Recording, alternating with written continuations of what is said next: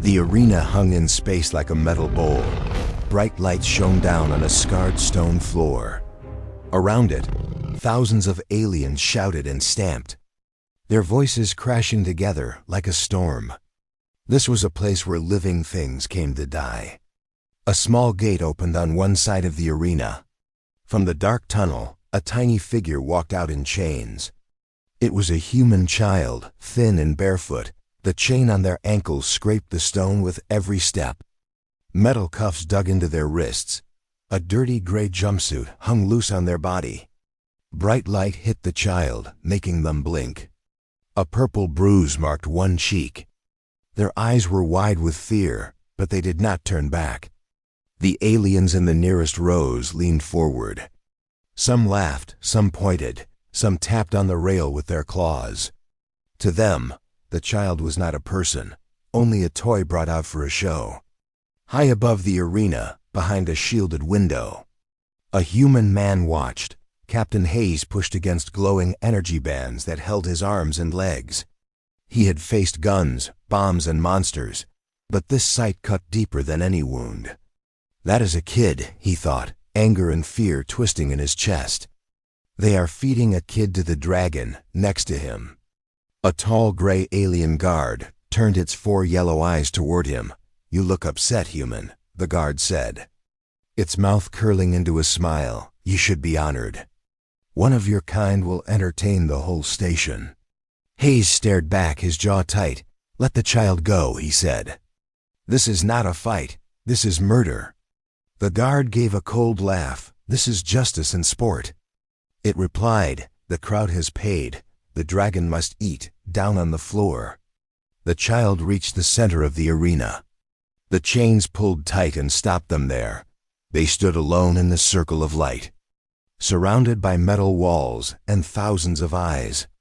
Their hands shook, but they did not fall. They tried to breathe slowly, in, out, in, out. Terror pressed on their chest, but something stubborn inside refused to break. The arena lights dimmed until only one bright beam stayed on the child. Huge speakers crackled, and then a voice boomed through the air. "People of the Karen Dominion," the announcer cried. "Today we give you a rare sight. From the rebel worlds of the Terran species, we bring you a living human child." The sound of the crowd hit like a wave. Some aliens howled, some beat on the metal rails. Some shouted words of hate for humans. "You have heard the stories." The voice went on. "Humans are stubborn. Humans resist even when they have already lost. Tonight we test that spirit. No armor, no weapons, no army. How long can a human child stand before our greatest weapon?" The announcer paused, letting the moment hang. Many in the crowd shouted their answer. "Seconds, seconds," the announcer laughed. "Tonight, the Void Dragon feeds, and you will see why no enemy survives the Dominion." A deep rumble shook the arena floor. Metal locks clanged below, heavy and slow, on the far side. A huge gate began to rise. Behind it was only darkness. A long tunnel that swallowed the light. Cold air rushed out, bringing the smell of metal, smoke, and old blood. The child turned toward the gate, chains clinking softly. Their heart pounded so hard they could feel it in their throat. Their mouth was dry. But they did not cry out. In the viewing box, Hayes felt sweat on his forehead. He knew the stories of the Void Dragon. A beast taken from a dead world, broken and rebuilt with machines and pain. A living weapon used to crack planets and burn fleets. He had seen the results in silent images. Whole cities gone, warships torn apart, lines of fire across the ground. Even in pictures, it had been a nightmare. Now they wanted him to watch as they fed at a child. "Stop this," Hayes shouted, his voice raw. "Fight me instead. Let the kid go." The guard pressed a control on its wrist. Pain burst through the energy bands, burning into Hayes's nerves. His body jerked, his teeth locked. A harsh breath escaped him as the shock faded. "You will watch," the guard said quietly. "That is all you can do now, human." Below, the gate rose higher. The tunnel behind it stayed black for a long moment. Then two small blue lights appeared in the dark. At first they looked like distant stars.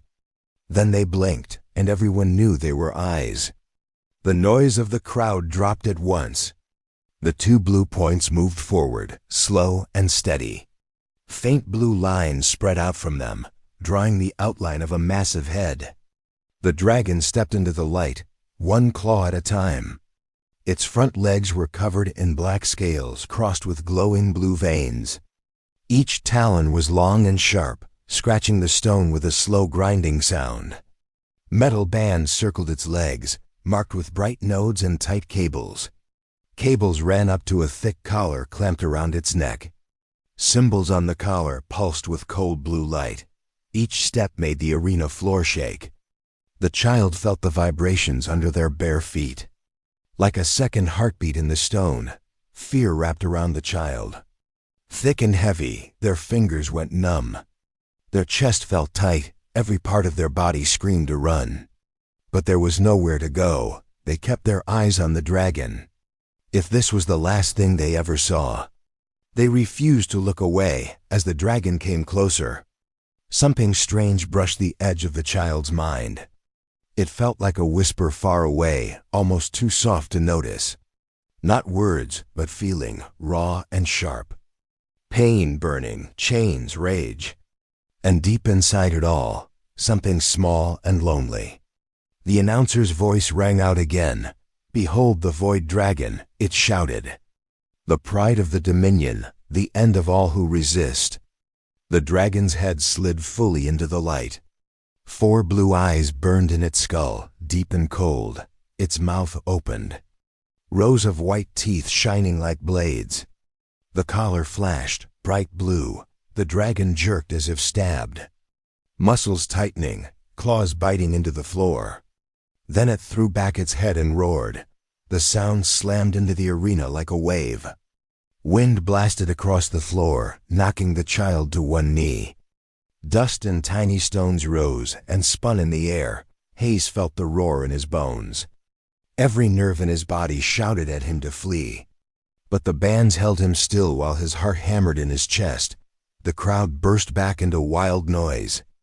They shouted for blood, for fire, for the human's quick end. The dragon began to move again, step by heavy step. Its huge shadow fell over the child. Covering them completely, the collar flashed once more. Cold light pushing it forward, the whisper in the child's mind grew louder. They could feel the dragon's pain.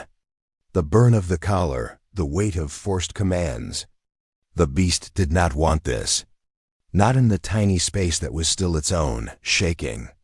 The child pushed themselves back to their feet. They lifted their head and met the dragon's gaze. Fear still filled them, but there was something else now. A fragile, stubborn courage. For a moment, the crowd, the guards.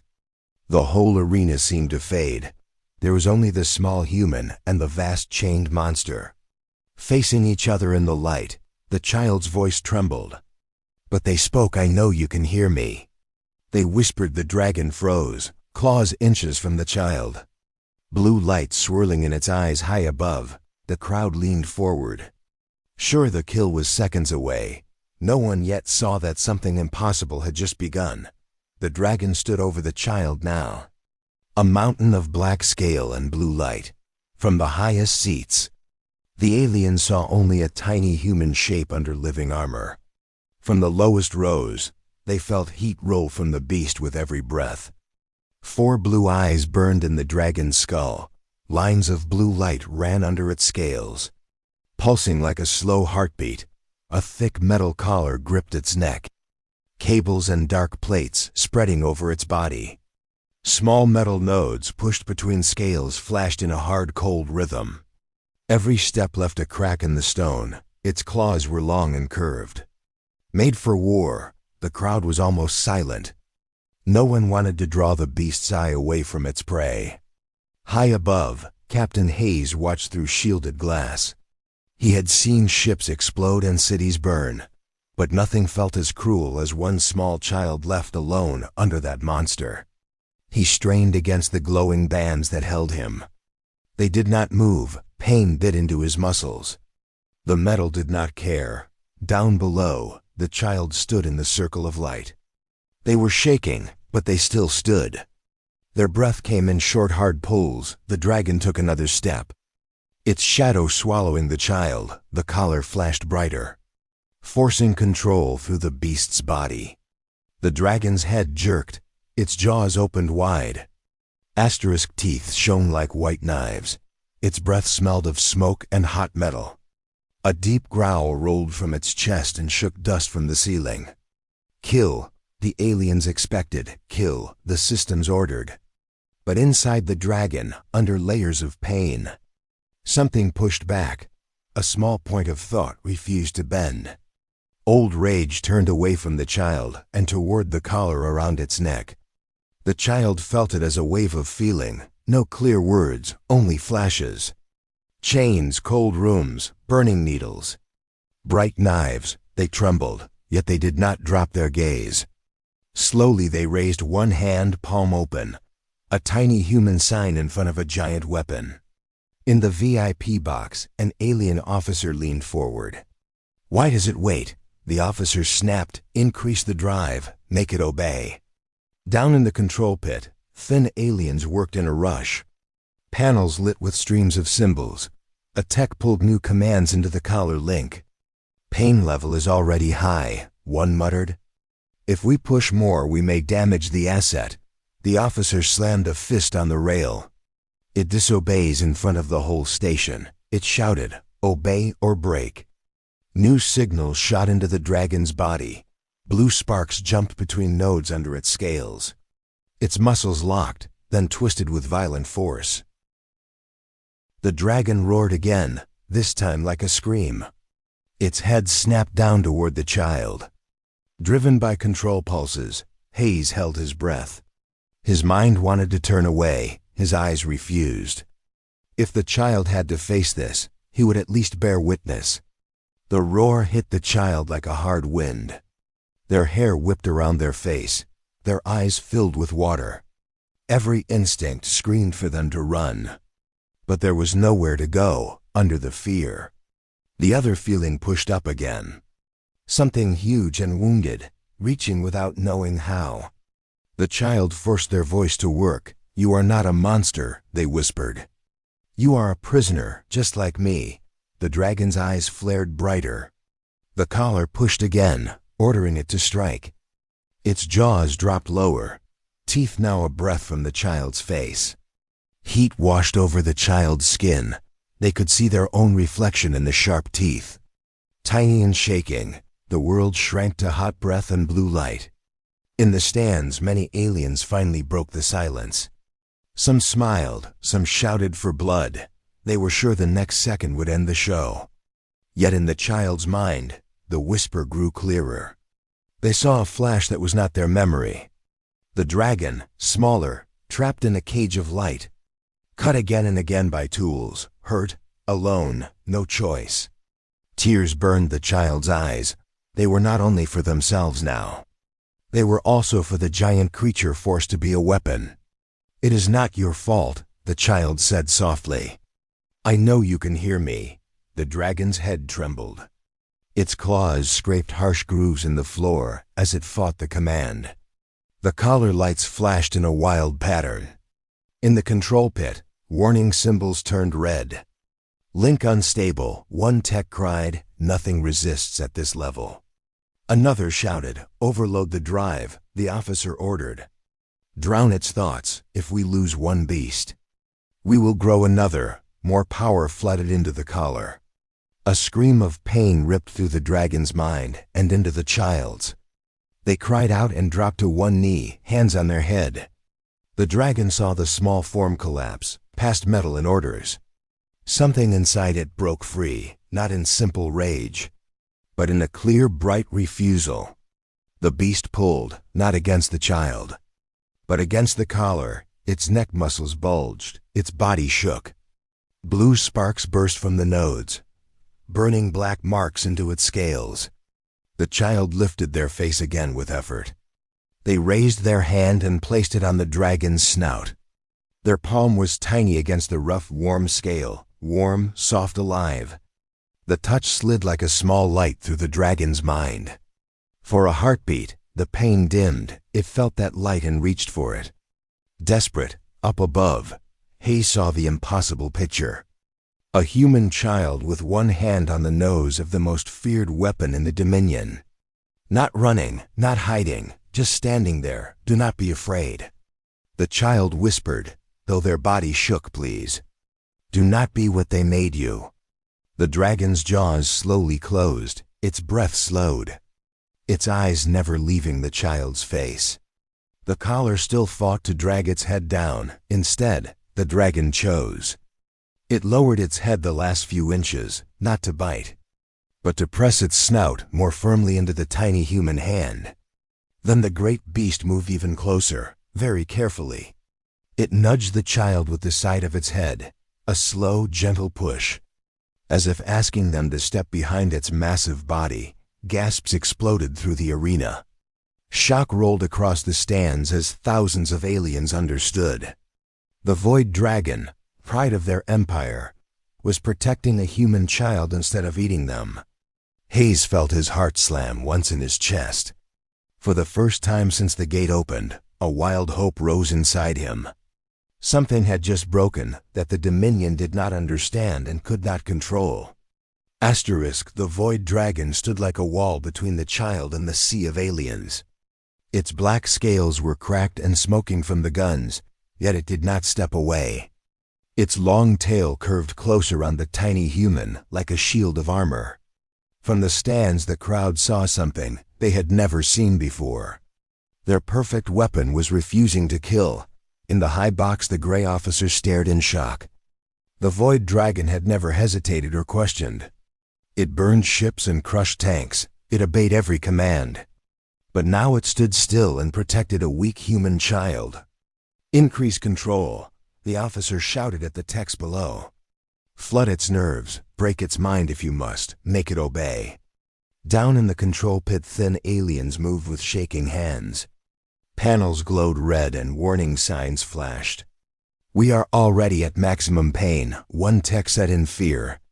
"More might cause permanent damage to the asset. Then break it," the officer roared. Better a dead weapon than disobedience. New power surged into the collar. The metal ring around the dragon's neck burned bright. Tiny nodes under its scales spat blue sparks. The pain that hit the beast was like knives in fire. Its huge muscles twisted, claws carved trenches in the stone floor. A roar tore out of its throat, raw and shaking. The child felt some of that pain slam into their own mind. There were no words, only a giant scream inside their head. They dropped to one knee, hands pressed to the dragon's leg. "It hurts," they whispered, voice shaking. "I know it hurts. I am sorry, this is not your fault." Inside the dragon's mind, the world had been simple. Orders and burning shocks when it resisted or slowed. It had learned not to dream, it had learned only to obey. Now there was a tiny point of light in that dark place. It came from the child, small and stubborn and bright. The light did not order or punish. It reached toward the dragon as if it were more than a tool. The collar screamed fresh commands, "Kill, kill, kill." Guns around the arena tracked the beast. The crowd began to hiss and shout. They wanted a show. They did not care what anyone felt, slowly shaking. The child forced themselves back to their feet. They stood inside the circle of the dragon's body. The giant beast towered over them, but they no longer saw a monster. They saw a prisoner far older and more broken than themselves. They took a small step and placed one hand on the dragon's snout. The scale was rough and hot under their skin. The dragon's breath washed over them like a furnace wind. "I am here," the child whispered. "I know you can hear me. You are not only what they made you." The touch of that tiny hand moved through the dragon's body like a drop of water. It slid past burning circuits and broken nerves. It reached the place that still remembered cold sky and black stone. It remembered wild flight with no collar and no chains, belonging to no one. The dragon's 4 eyes locked on the child's face. For a moment the pain from the collar fell back like a tide. The beast saw not prey, but a small living thing who refused to turn away. The child's fear was still there, sharp and real. But under it was something the dragon had almost forgotten. Simple care, not for what the beast could do, but for what it was. The collar tried the dragon's head down to bite. Chains of light inside its skull pulled at its thoughts. The old habit of obedience rose like a heavy weight. Then it felt the child's hand and heard the shaking voice. "You are not a monster. You are just hurt, please, do not be what they want." The dragon made a choice no one expected. Instead of lunging at the child, it twisted its neck against the pole. Every centimeter burned, but it kept turning, until its jaws pointed not at the child, but at the guns and walls. Gasps rippled through the stands. Some aliens jumped to their feet. Some cursed, some screamed at the techs. "Make it bite," they shouted. "Fix it, fix it." The child kept their hand on the dragon's snout. They could feel the beast shaking under their touch. "Thank you," they whispered. Barely louder than a breath, "You are strong. You are more than their collar." Behind them the dragon's tail lowered even closer. It formed a tight wall of scale and muscle. No shot could reach the human now without hitting the beast first. The void dragon, weapon of the Dominion, had taken its first step toward betrayal. Up in the box, Captain Hayes watched with his heart pounding. He had believed the void dragon was nothing but a machine of meat and flame. Now he saw a different truth. There was a mind in there, chained and tortured, but still alive, and a single human child had reached it when all codes and weapons had failed. Hayes felt a wild idea spark in his thoughts. If one dragon could change, others might change too. The Dominion thought they owned fear itself. But fear was now standing on their stage and choosing a different side. The officer had no room for such thoughts. All they saw was a weapon slipping from their hand. "This is treason," they snarled, "even from a beast. Cut the link and purge its brain if you must. We will grow a new one. Just make sure this one dies in front of them all." The techs hesitated, trapped between terror of the officer and terror of the beast. Their fingers hovered over brutal commands, down below. The child and the dragon stood together in the light. Two prisoners touching hands against the will of an empire. While the whole arena leaned forward, waiting for everything to break. Asterisk, the arena was no longer a clean show, it was a crack in the Dominion's control. A giant dragon refused to obey. A small human stood under its head. Everyone on the station felt the moment slipping away. In the high box, the gray officer bared sharp teeth. "Enough," they shouted, "all guns online, target the beast. If it will not be ours, we will make it a lesson." Around the rim, heavy plates slid aside. Thick barrels rose on metal arms, cores glowing to life. These were ship-level cannons, not toys for sport. Asterisk down in the pit, techs rushed to feed power to the guns. Numbers climbed, warnings flashed and were pushed aside. The crowd felt the air buzz with energy. Some aliens cheered, some shifted in fear. On the floor, the dragon sensed new danger. Its eyes flicked from wall to wall, reading the heat of charging guns. The collar still burned, but a new idea had taken root. "Protect the small light behind me, whatever comes." The child pressed closer to its leg, eyes wide. They felt the threat in the air, like a weight. "Please," the child thought toward the dragon. "Do not fall. I need you, up above." Captain Hayes fought the restraints again. He could not watch this and stay chained. With a raw shout, he twisted his arms until bands flickered. One failed with a burst of sparks, then another snapped. The nearest guard turned in surprise.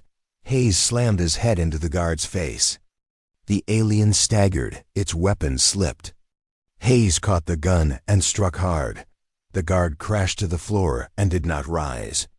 Breathing hard, Hayes ripped the last loop from his leg. Alarms howled as the chair registered a freed prisoner. He was already running for the door. Back in the arena, the officer raised an arm. "Fire," they ordered. The first volley hit like a storm. White beams slammed into the dragon's side from several directions. Scale burst, hot blood and smoke filled the air. The beast roared and leaned sideways, almost falling. The child screamed as the world shook, heat swept over their skin. But the dragon did not move away, it hunched lower, curling more of its body over the tiny human shape. It chose to take every hit. Shots kept coming, striking shoulders. Ribs, wings, stone shattered, dust rose in choking clouds. The crowd shrank back as shards rained into the stands. On the dragon's neck the collar flickered. Commands and pain tangled into noise. The beast's vision blurred, its legs trembled. Yet each time its body threatened to fall aside, it forced itself back over the child. The child could hardly breathe in the hot dust. They coughed, eyes burning, hands clutching the rough scale. "Stay with me," they whispered. "Please stay." More guns started to track. Barrels swinging to new angles, some were high above, pointed at the dragon's exposed spine.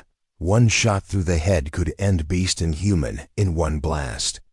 The officers smiled in cold relief. "End this," they said. "Make it clean."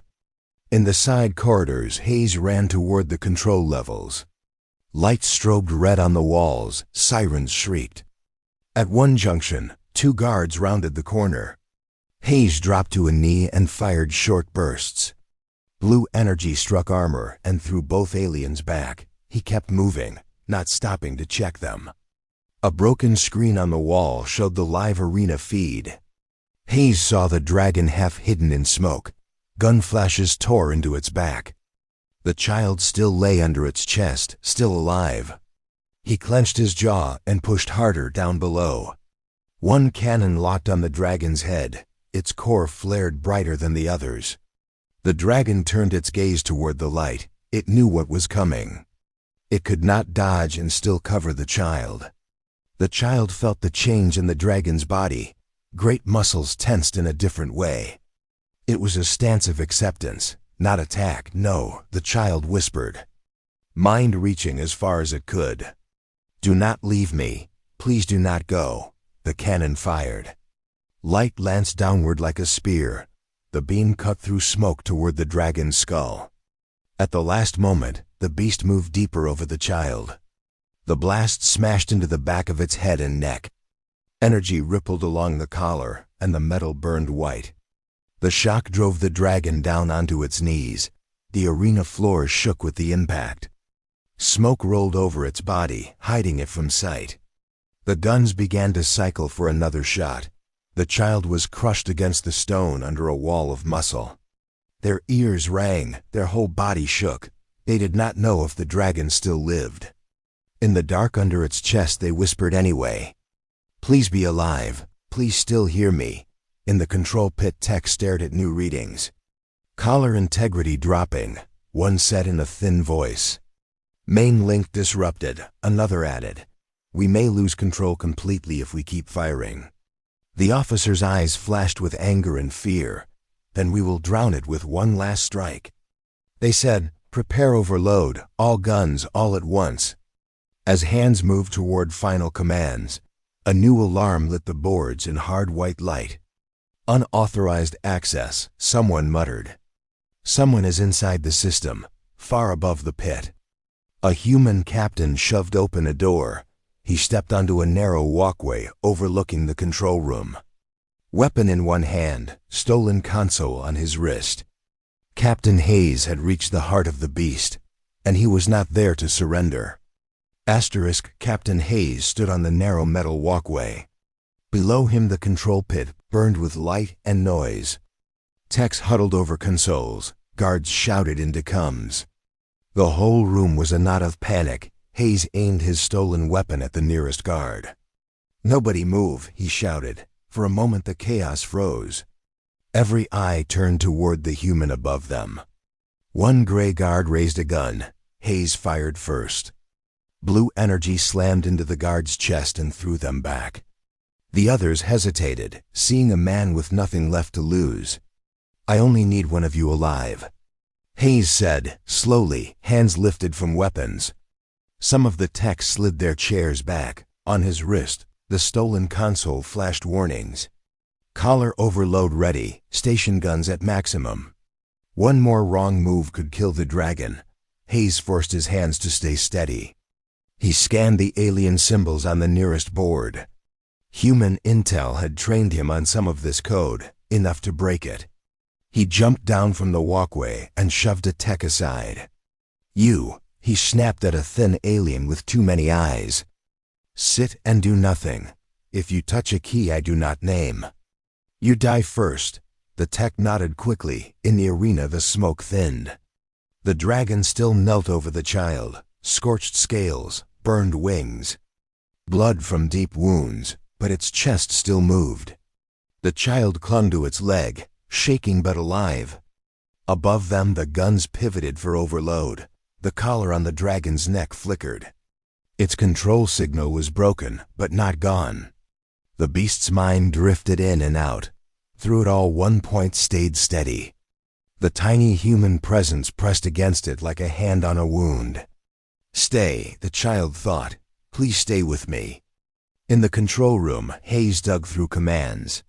His fingers moved fast across the board. He found the collar link. Saw code streaming into the dragon's brain. "So that is how they hold you," he said. He could simply cut the line. But a bad cut might fry what was left of the mind. He needed a break that freed, not one that killed. He traced the loops that punished every stray thought. Loops that shocked when the beast hesitated. He disabled those one by one. Icons went dark. Little chains snapped in the code. In the arena the collar's burn cooled. The dragon pulled in a deeper breath. Its vision sharpened. It saw the child's face turned up toward it. Wet with tears, streaked with dust, full of hope. The dragon's mind wavered on the edge of two choices: lie down and let the pain end, or stand up and protect the one being that had shown it kindness. Hayes opened the main control hook, the core that told the collar to obey the Dominion and nothing else. He could not rewrite the whole thing, but he could tell it to stop listening. He built a single command: force disconnect. Never reconnect. Then he hit send. On the dragon's neck the collar flared once. Power surged, then stuttered. The chain of signals snapped like a rope. Implants along its spine flickered and went still. The constant noise in its head thinned to a faint echo. The beast sucked in a breath that felt like the first free air in years. It still hurt, but now the hurt belonged to it alone. No voice whispered orders in the back of its skull. Only the small, warm light of the child remained. The child felt the shift and gasped. Something heavy pulled back. In its place was a huge, slow mind opening like a sleeping eye. "You," the child thought, "you are free now, you can choose." In the box, the officer grabbed a sidearm. "Cut human access," they screamed. "Lock the system." In the control room, the tech stared at dead links.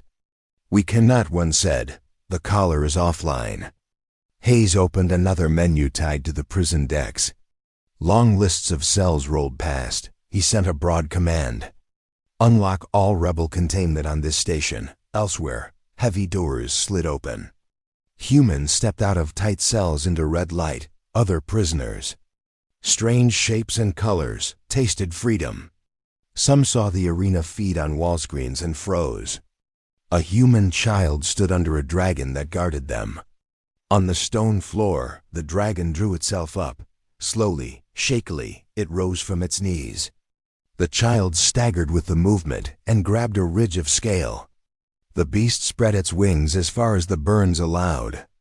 It turned its 4 eyes toward the officer's box above.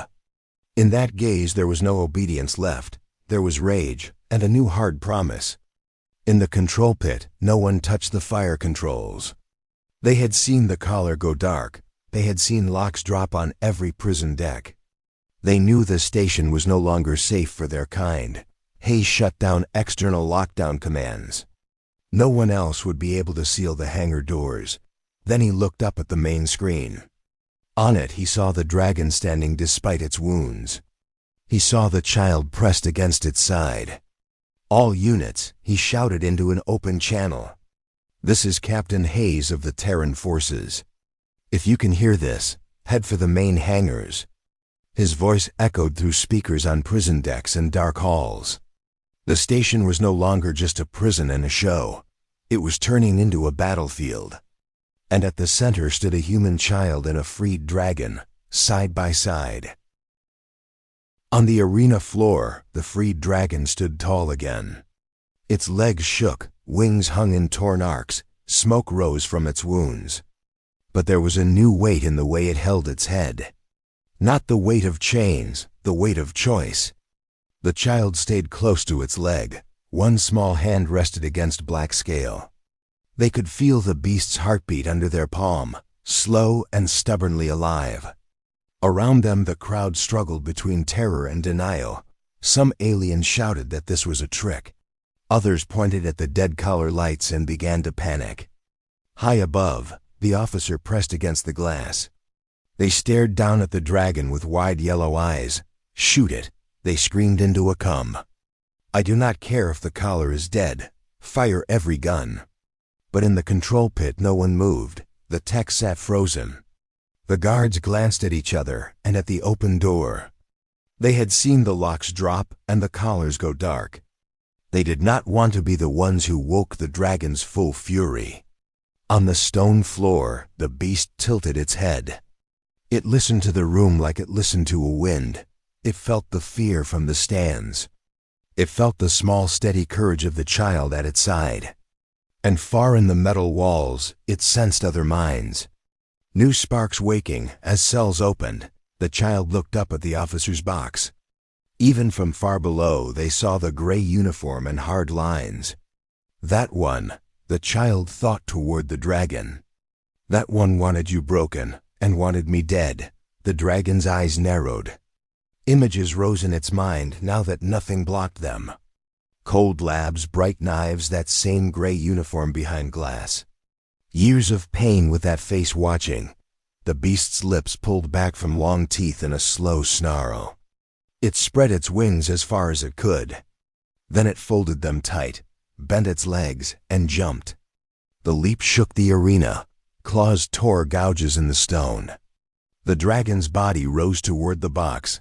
The officer had only a second to react. They raised their sidearm and fired wild shots. Bolts streaked off scale or burned harmless lines. Then the beast hit the viewing wall. Glass and metal exploded inward. The front of the box tore open. The officer tumbled across the floor, weapon skidding away.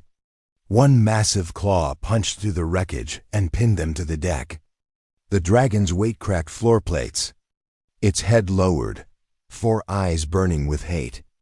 Down in the arena, the child watched with wide eyes. They had never wanted blood.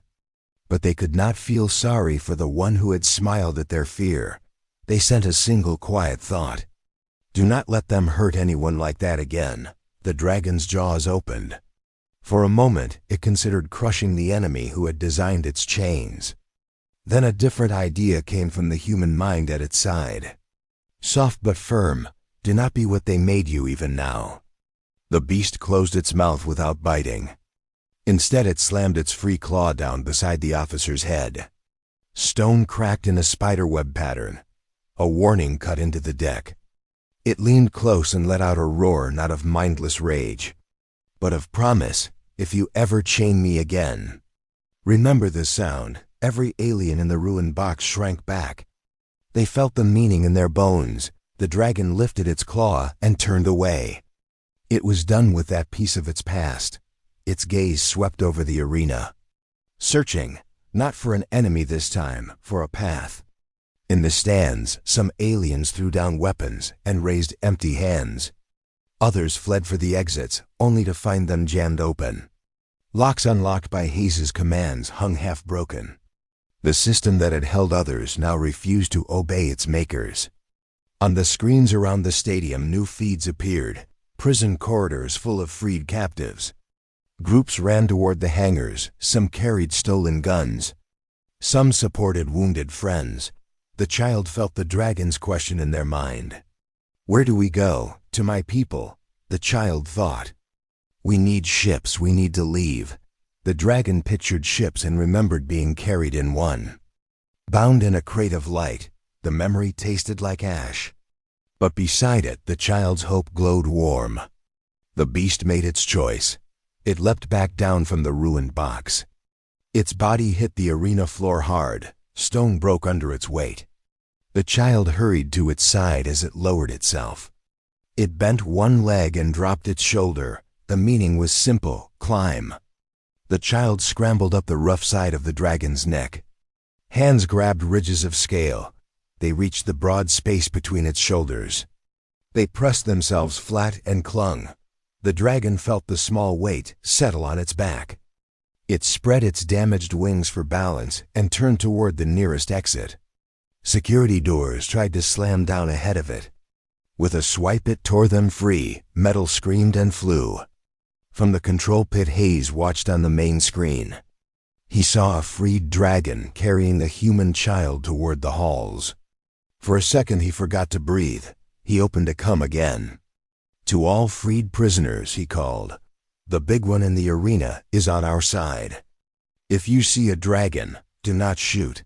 Run in the same direction. His voice echoed through speakers across the station, mixed with the thunder of the dragon's steps as it left the arena. Behind it, the crowd was no longer a crowd. It was a broken mass of frightened shapes, trying to escape a story that no longer belonged to them. Asterisk. The corridors of the station shook with new footsteps. Sirens wailed, lights strobed red.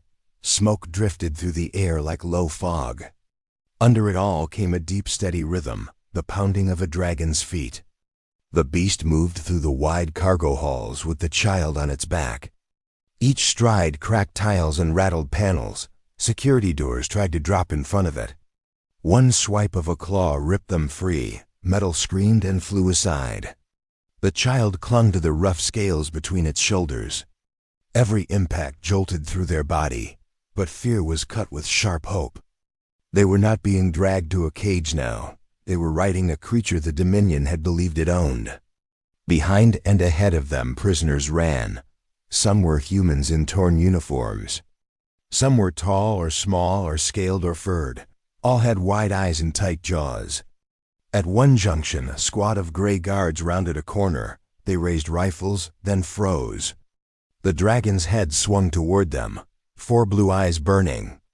The guards dropped their weapons and fled. On a higher catwalk, Hayes looked down at the stream of freed captives. He saw the dragon moving with them, not hunting them. One more fighter in a fleeing army, even if it was the size of a small ship. He tapped his wrist console and opened the hangar locks. Massive doors groaned as they slid up. Beyond them lay the gray mouth of space. Rows of captured ships sat in docking clamps. Into the biggest hangar, the dragon burst first. It slowed as it entered the huge open space. Its claws clicked against clean metal. The child lifted their head and stared at the ships. So many, they whispered. We can actually leave. We will. Hayes's voice came through a speaker. He ran in from a side entrance, breath harsh but eyes bright.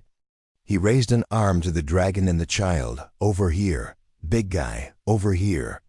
They moved toward a battered human transport near the center. Its hull was patched and scarred, but its engine still hummed on standby. Groups of prisoners rushed to other ships. Passengers became crews in a heartbeat. Hayes reached the loading ramp and hit the control. The ramp dropped with a hiss. He looked up at the dragon and the child above. Can you fit inside? He called. Or do you want to ride outside and scare everyone? The child gave a tired laugh. The dragon considered the opening. Then it crouched and pressed its chest against the hull. Its claws hooked around beams. Its head rested along the side of the ramp, close enough that the child could slide down. Go with your people, the feeling set in the child's mind. I will hold the door, only if you come too, they answered. You are my people now. The dragon's eyes softened. It could cling to the hull like armor in space. The idea felt like flying with a pack, not like a cage. Hayes held out his arms at the bottom of the ramp. The child slid from the dragon's neck and ran down. He caught them in a quick hug. "You did good, kid," he said. "We did it together," they answered. "Me and you and the dragon." Alarms blared a new tone. "Enemy ships inbound." A mechanical voice announced. "No time for speeches," Hayes said. "Everyone strap in or strap down. We are leaving." He ran for the cockpit as the child grabbed a seat in the main bay. Outside, the dragon climbed fully onto the transport hull. Its claws dug in around engine mounts and armor plates. It folded its wings close and lowered its body. Across the hangar, other ships powered up. Engines roared, lights flickered to life, docking clamps released one by one. The main doors began to grind shut, but Hayes had prepared for this. He slammed the control on the pilot's panel, manual launch. The transport leapt forward on bursts of thrust. The dragon held on, muscles locked like cables. They shot down the hangar floor toward the narrowing gap. For a breath it seemed they would not make it. The edge of the door scraped sparks off the dragon's back plates.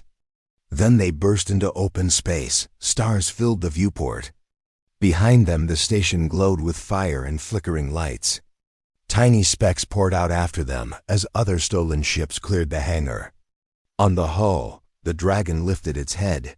For the first time in many years there was no collar. No lab, no order, only cold vacuum and the hum of engines. And the faint warm minds of those inside. Inside the bay, the child pressed their face to a small window. They could just see the curve of the dragon's neck outside. "We are really free," they whispered. In the cockpit, Hayes checked scan readings. Dominion ships were closing, but not fast enough, not today. He opened a channel to all fleeing craft. "This is Captain Hayes," he said, "if you can hear me. Set course for the Terran border markers." He hesitated, then added, "And if any of you find more dragons in chains, you know now what a human voice can do." The child placed a hand on the hull beside their seat. "Thank you," they thought toward the beast outside. "For not eating me," the dragon answered with a low rumble that vibrated through metal. "Not prey," the feeling said. "Pack ahead." Stars waited behind. The Dominion station burned and spun in silence. They had fed a human child to a fierce alien dragon, and lost a weapon, a station, and a piece of their fear. What they had created instead was a legend. One human, one dragon, and a future no one had predicted.